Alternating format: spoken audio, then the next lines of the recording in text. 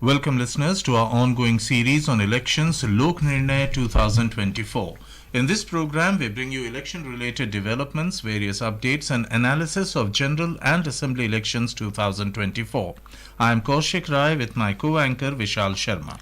नमस्कार, आप सुन रहे हैं लोक प्रसारक के साथ लोक निर्णय 2024। इस कार्यक्रम में हम चुनाव से जुड़े समाचार तो आपको देते ही हैं, साथ ही इन सभी खबरों पर स्टूडियो में आमंत्रित विशेषज्ञ के साथ चर्चा भी करते हैं।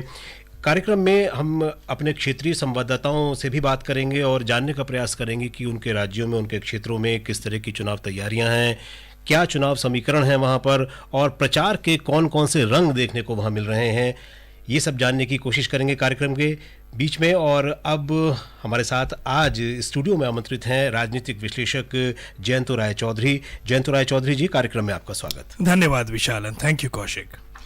The headlines: Election Commission issues advisory to all national and state political parties to desist from activities that involve registering individuals for post-election beneficiary-oriented schemes through advertisements, surveys or apps. Prime Minister and senior BJP leader Narendra Modi addresses public rally in Gujarat, says BJP government giving befitting reply to terrorism, ensuring peace across the country. Congress leader Ashok Gehlot addresses a press conference in Ahmedabad, assures Congress manifesto guarantees justice to every section of the society. And in Uttar Pradesh, many star campaigners of different political parties hold road shows and rallies. निर्वाचन आयोग ने सभी राष्ट्रीय और राज्य स्तरीय राजनीतिक दलों से विज्ञापनों, सर्वेक्षणों या ऐप्स के माध्यम से चुनाव बाद लाभार्थी उन्मुख योजनाओं के लिए व्यक्तियों के पंजीकरण करने जैसी गतिविधियों से दूर रहने को कहा। वरिष्ठ भाजपा नेता और प्रधानमंत्री नरेंद्र मोदी ने गुजरात में जनसभा को संबोधित किया। कहा, भाजपा सरकार ने देश में शांति सुनिश्चित करते हुए आतंकवाद को मुंहतोड़ जवाब दिया।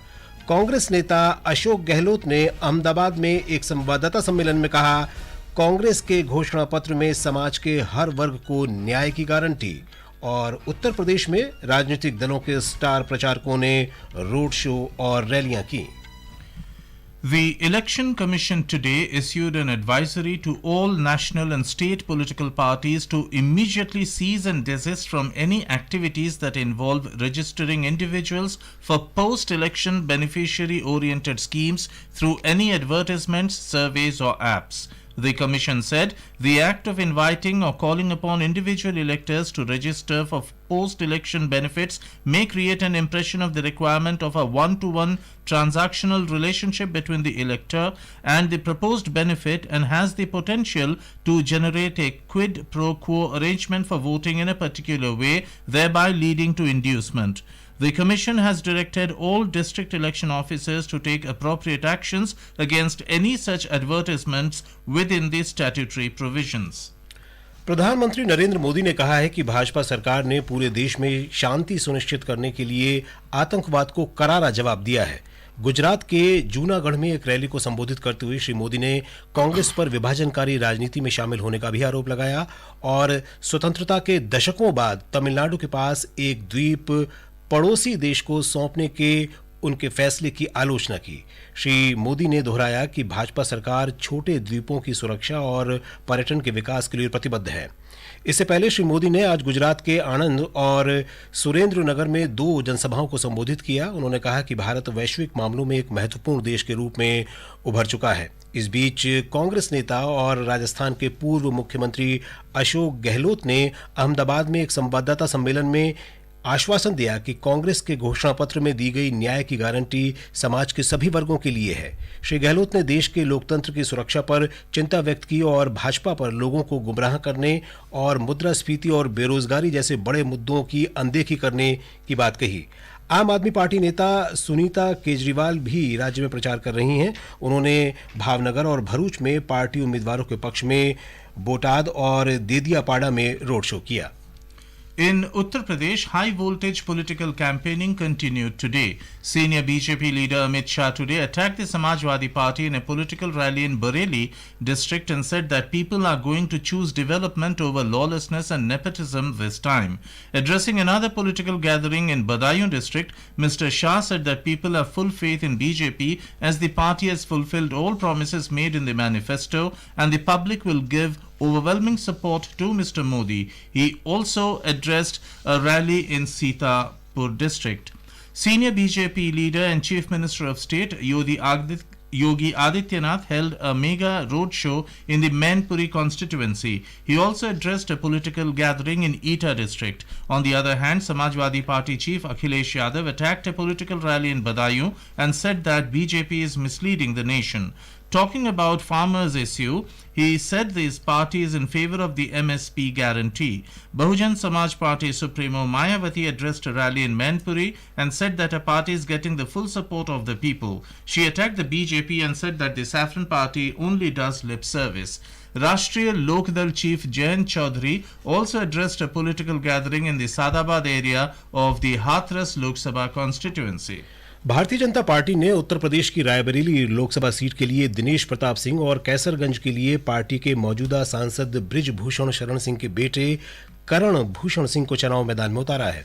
रायबरेली कांग्रेस की पारंपरिक सीट रही है और पिछले लोकसभा चुनाव में पार्टी की वरिष्ठ नेता सोनिया गांधी ने इस सीट से जीत हासिल की थी। हालांकि कांग्रेस ने अभी तक उत्तर प्रदेश में अमेठी के साथ इस सीट के लिए भी अपना कोई उम्मीदवार घोषित नहीं किया है। इस बीच बहुजन समाज पार्टी ने 6 लोकसभा क्षेत्रों से पार्टी उम्मीदवारों की एक और सूची जारी की है और एक विधानसभा क्षेत्र में 5वें चरण में उपचुनाव होंगे। पार्टी ने आजमगढ़ और डुमरियागंज सीट से अपने उम्मीदवार बदल दिए हैं। अब श्रीमती सबीहा अंसारी की जगह मशहूद अहमद आजमगढ़ सीट से चुनाव लड़ेंगे। Many star campaigners have hit the campaign trail today in Karnataka. Congress President Mallikarjun Kharge and senior Congress leader Rahul Gandhi addressed a public meeting in Shivamoga. Kharge assured the voters that Congress will not take away the wealth while benefiting the poor if Congress forms the government at the centre. Rahul Gandhi emphasized that Congress alone can save the constitution from BJP. Union Minister and BJP leader Narayana Swamy campaigned in Koppal district today. Addressing media persons later, he said the previous BJP government in the state led by Chief Minister Basavaraj Bommai had increased the reservation limit from 15 to 17% to the scheduled castes. He stressed that Prime Minister Narendra Modi has always worked for the welfare of Dalits.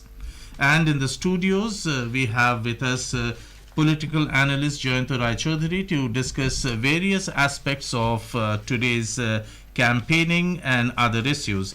Jayanta, in the first instance, the Election Commission today issued an advisory to all the political parties, national state, to immediately cease from any activities that involve registering individuals for post-election beneficiary-oriented schemes through any advertisements, surveys or apps.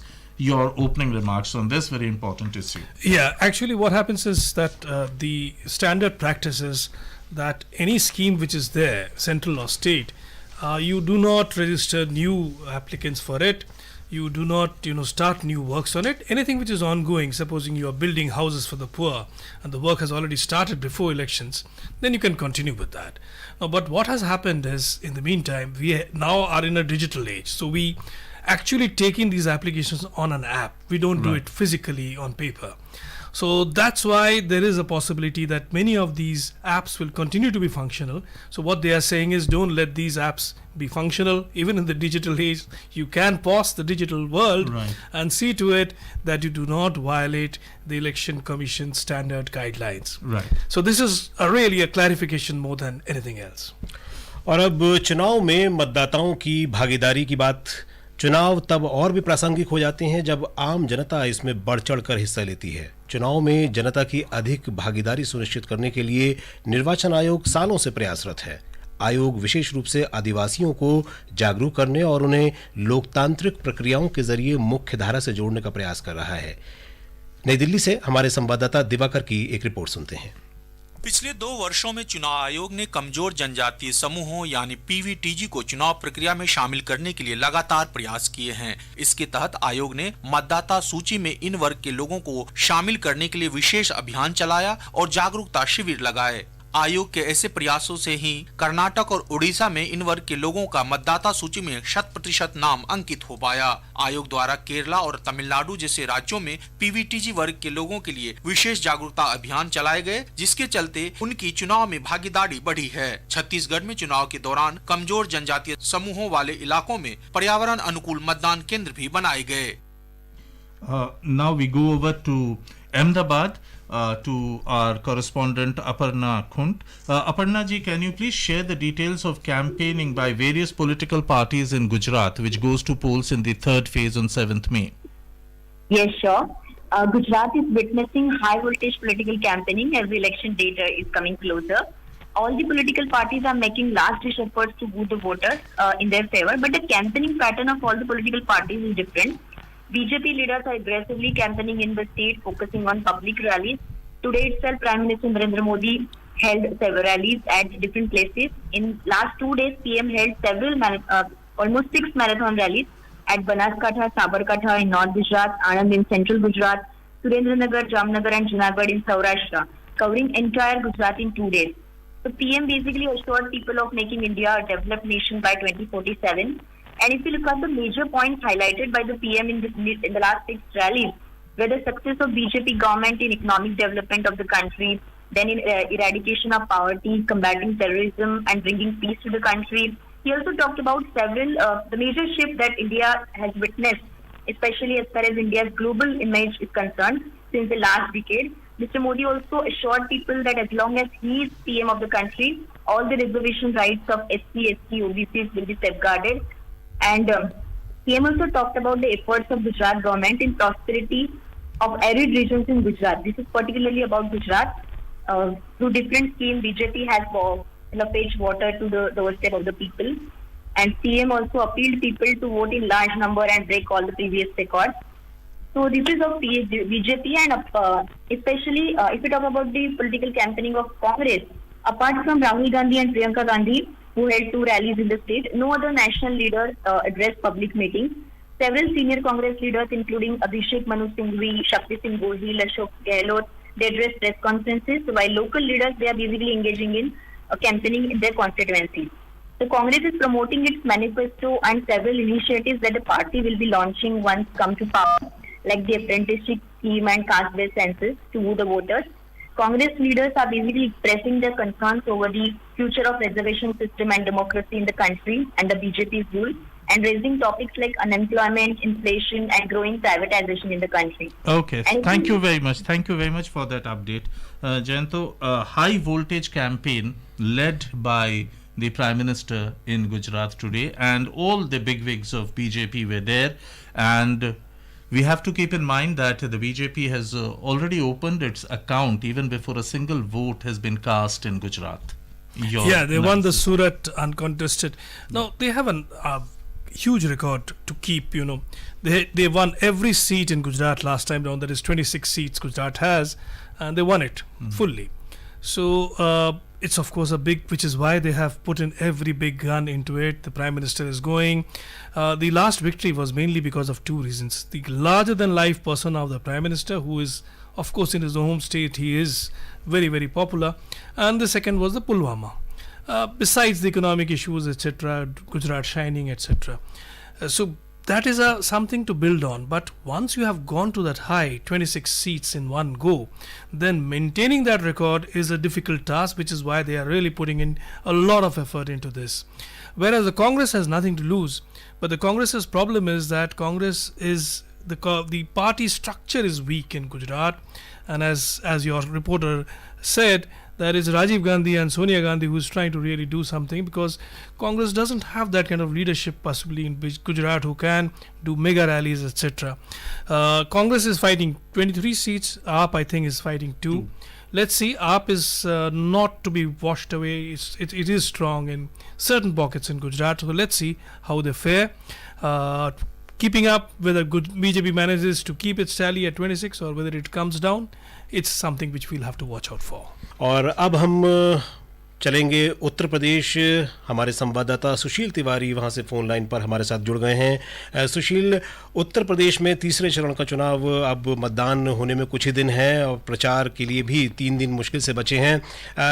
आज आपने देखा कि किस तरीके से राजनीतिक दलों ने प्रचार किया और रोड शो किया, क्या रंग दिखा आपको प्रचार में वहां पर आज? देखिए, आज जो है वो क्लैश ऑफ टाइटन्स था। मायावती ने मैनपुरी में रैली की और रोड शो वहां पर योगी जी ने किया, और बड़ी संख्या में जो बुलडोजर, जो कि इनकी सरकार की पहचान है, योगी सरकार की एक तरीके से देखा जाए, वो बड़ी संख्या में थे। और मैनपुरी जो है वो गढ़ माना जाता है समाजवादी पार्टी का, तो वहां पर दोनों प्रतिद्वंदी दलों के नेताओं ने अपना अपना दमखम दिखाया। इसके अलावा हमने देखा कि अमित शाह जी की भी रैलियां हुई, आज 3 रैलियां थी। तो और इससे पहले ये जो 10 सीटें हैं इनके क्षेत्रों में प्रधानमंत्री की भी रैलियां हो चुकी हैं। आगरा में रैली हो चुकी है प्रधानमंत्री की, उसके अलावा प्रधानमंत्री की बरेली में रैली हो चुकी है और बरेली में रोड शो भी हो चुका है। तो ये जबरदस्त चुनावी माहौल है। सभी बड़े दल जो हैं वो अपने दलों के जो बड़े नेता हैं वो लगातार प्रचार कर रहे हैं, और राजनीतिक समीकरण जो है वो बहुत कड़े हैं, बहुत तगड़ी फाइट है। जी सुशील तिवारी जी, धन्यवाद इस जानकारी के लिए।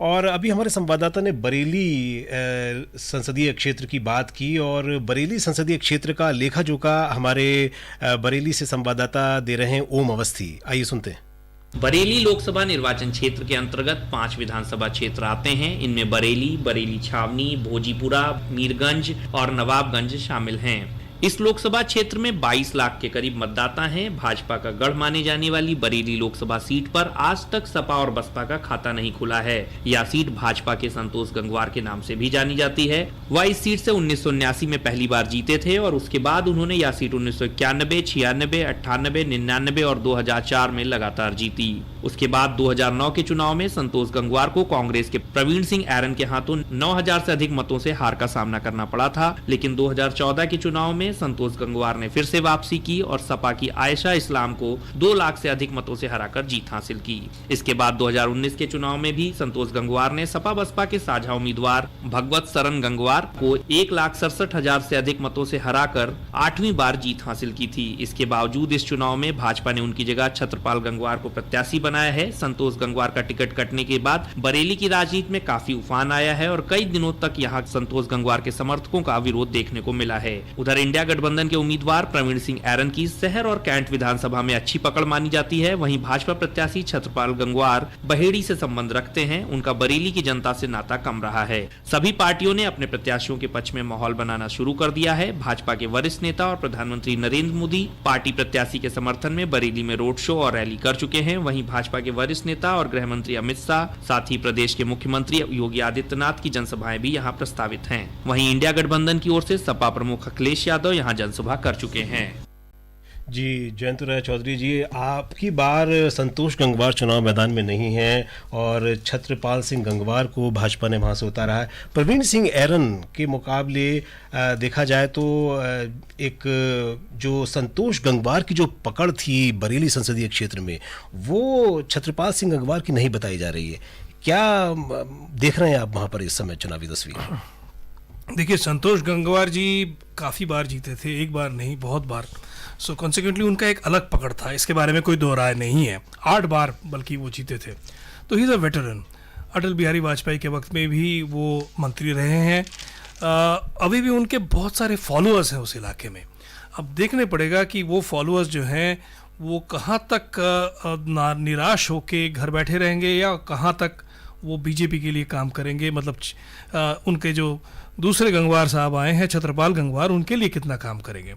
छत्रपाल गंगवार को उतना लोग जानते नहीं हैं, परंतु फिर भी आपको ये सोचने पड़ेगा कि बीजेपी का वहाँ पे जो पकड़ है वो अपने में बहुत ही मजबूत है। और उनका जो टोटल जो उनका कह सकते हैं जो वोट परसेंटेज था वो पिछले बार काफ़ी हाई था। सो कॉन्सिक्वेंटली आरोन साहब के लिए उसको पूरा पलट के आना मुश्किल है। पर हाँ, टक्कर की लड़ाई होगी, देखी जाएगी कि क्या होगा आगे। कुल मिलाकर के तीसरे चरण के सीटों की बात करें उत्तर प्रदेश में तो 10 सीटों पर वोटिंग होनी है तीसरे चरण में, और 10 में से 8 सीटों पर पिछली बार बीजेपी काबिज थी, अभी भी है। तो क्या देख रहे हैं इस बार, क्या इस बार यादव और परिवार या कहने के सैफई परिवार की भी प्रतिष्ठा दांव पर दिख रही है? देखिए, पिछले बार अगर पूरे उत्तर प्रदेश को देखें तो बीजेपी 62 सीट जीती थी और अपना दल जो है उसने 2 और सीट जीता था। समाजवादी पार्टी 10, बीएसपी 5 और कांग्रेस अकलौता 1 सीट लिया था। इस बार क्योंकि आप बार बार एक ही छवि नहीं रख सकते हैं 62 का सीट पर, वो पहले आपको याद होगा कि बीजेपी एक वक्त में 70 का भी आंकड़ा पार किया था। तो अब देखने पड़ेगा कि बीजेपी 70 और 62 के बीच में रहे या 62 के नीचे जाए। कहीं ना कहीं बीजेपी के जितने सारे सीट थे वो सारे के सारे वापस नहीं आएंगे, पर बहुत सारे जगहों में जहाँ पे बीजेपी मार्जिनल डिफीट थी वहाँ पे शायद वो फिर से कुछ कर पाए। तो आखिर में ये जो आप कह रहे हैं 10 में से 8 बीजेपी का था, क्या वो रहेंगे? देखा जाएगा क्या कहा रहेगा। परंतु हाँ, इस बार उस तरह का वो माहौल नहीं है कि कोई लहर है जी। जहां तक हम देख रहे हैं कि उत्तर प्रदेश में वैसे तो बीजेपी का माहौल ज़्यादा है, पर लहर वो जिसे कहते थे वो नहीं है। तो देखेंगे आगे क्या होता है। और अब बिहार भी एक बहुत महत्वपूर्ण प्रदेश है लोकसभा चुनाव की दृष्टि से। बिहार में हमारे संवाददाता धर्मेंद्र कुमार राय हैं और हमारे साथ इस समय फोन लाइन पर मौजूद हैं। बिहार में धर्मेंद्र, तीसरे चरण के लिए जो चुनाव होने जा रहा है, मतदान होने जा रहा है, उसको लेकर के क्या गहमा गहमी आप राजनीतिक स्तर पर वहाँ देख पा रहे हैं? जी, एनडीए की ओर से जो बड़े शीर्ष नेता हैं, स्टार प्रचारक हैं, उन्होंने पूरी ताकत झोंक दी है। आज ही जो है भाजपा के जो राष्ट्रीय अध्यक्ष है जेपी नड्डा ने मुजफ्फरपुर और अररिया में जनसभाएं की। वहीं जो है रक्षा मंत्री राजनाथ सिंह ने सारण जिले में और सारण जिले में जनसभा की, और सुपौल में भी उन्होंने जो है एनडीए के प्रत्याशी के समर्थन में प्रचार किया। और 4 मई को जो है परसों जो है प्रधानमंत्री नरेंद्र मोदी दरभंगा में जनसभा करेंगे। तो एनडीए की तरफ से स्टार प्रचारकों और बड़े नेताओं का जो है आने का सिलसिला जारी है और पूरी ताकत झोंक दी, एक एक सीट को काफी गंभीरता से ले रहे हैं। वहीं अगर महागठबंधन की बात करें तो सबसे ज्यादा सक्रिय दिख रहे हैं जो राष्ट्रीय जनता दल के वरिष्ठ नेता और पूर्व उप मुख्यमंत्री हैं तेजस्वी प्रसाद यादव। लेकिन महागठबंधन में अन्य जो गठबंधन घटक हैं उनके नेताओं और उनके स्टार प्रचारकों में अभी तक जो है 2 चरण के चुनाव हो चुके हैं, तो जो चुनाव प्रचार है उसमें विशेष रुचि नहीं दिख रही है। तो अकेले ही सारा दारोमदार जो है महागठबंधन की ओर से, चाहे वाम दल है उनके हैं, तो उनके पक्ष में प्रचार तेजस्वी यादव संभाले हुए, जो एक दिन में 3-3, 4-4 सभाएं कर रहे हैं लगातार। Jayanta, you heard the situation in Bihar, another very important state. 4 seats up for grabs on the 7th of May. But the Mahagathbandhan or the India Alliance seems to be lagging. And what is your assessment about these 4 important seats in Bihar? So Bihar is a very important state. It has 40 seats in the Lok Sabha. And obviously last time BJP did extremely well there, which is why you had so many ministers from Bihar in the cabinet. NDA is hoping that it will be at least be a 50-50 kind of a situation for them. But the problem with the NDA is that the choice of candidates in some places were a little dicey, and consequently the entire party apparatus, there are several parties in it, INC, RJD as you said, and CPI-ML, they are not fully geared up for this election. There are a little bit of, especially in RJD, but on the other hand, the communists, the CPI-ML has 12 MLAs there. They are fighting 3 seats. CPI is fighting 1 and CPM is fighting 1. The communists have been working hard at it. And I think they will be able to pull off a few successes there, which means for the first time they will be sending MPs from there after a gap of several elections. Communists have been strong in Bihar earlier, if you remember. Yes. Let's see. RJD cannot be wished away. RJD is a strong party. RJD will certainly do well. How well, we'll have to see. The usual arithmetic is that BJP plus JDU means, a significant chunk of the votes. Right. But 2 plus 2 is not always 4 in electoral politics. It can become 3, it can become 5. True. So let's see what actually happens. और अब बात करेंगे महाराष्ट्र की Solapur seat की, और जीवन भवसार इस seat के चुनावी समीकरणों के बारे में बता रहे हैं। सोलापुर संसदीय क्षेत्र अनुसूचित जाति के उम्मीदवार के लिए आरक्षित है। पिछले 5 चुनावों में 1999 तथा 2009 में सुशील कुमार शिंदे यहां से कांग्रेस के टिकट पर जीते थे। 2004, 2014 और 2019 में भाजपा के सांसदों ने लोकसभा में सोलापुर का प्रतिनिधित्व किया है। 1999 से हर बार सुशील कुमार शिंदे या उनके परिवारजन यहां से चुनाव लड़ते आए हैं, लेकिन भाजपा ने हर बार अपना उम्मीदवार बदला है। इस बार भी पार्टी ने विद्यमान सांसद डॉक्टर जय सिद्धेश्वर महास्वामी को उम्मीदवारी नहीं दी है। विधायक राम सातपुते यहाँ से भाजपा उम्मीदवार है और कांग्रेस की तरफ से विधायिका प्रणति शिंदे को टिकट दिया गया है। बहुजन समाज पार्टी की तरफ से बबलू गायकवाड़ को उम्मीदवारी दी गई है और प्रकाश आंबेडकर की वंचित बहुजन आघाड़ी ने निर्दलीय उम्मीदवार आतिश बनसोड़े को समर्थन देने की घोषणा की है। इस बार सोलापुर लोकसभा क्षेत्र से 21 उम्मीदवार चुनाव लड़ रहे हैं। पिछली बार के चुनाव में 1,58,000 से ज्यादा वोटों से सुशील कुमार शिंदे को हार का सामना करना पड़ा था।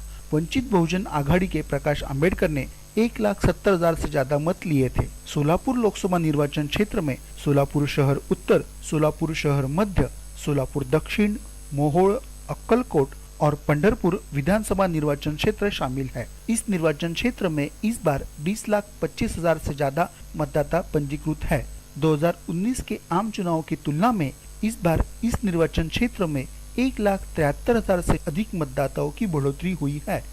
Next we go to the constituency profile of Malda Uttar of West Bengal, and it has been presented by Kullan Laha. Malda Uttar parliamentary constituency had come into existence from 2009 Lok Sabha elections. Malda Uttar constituency consists of 7 assembly segments. They are Habibpur, Malda, Gajal, Ratua, Chachal, Maltipur and Harishchandrapur.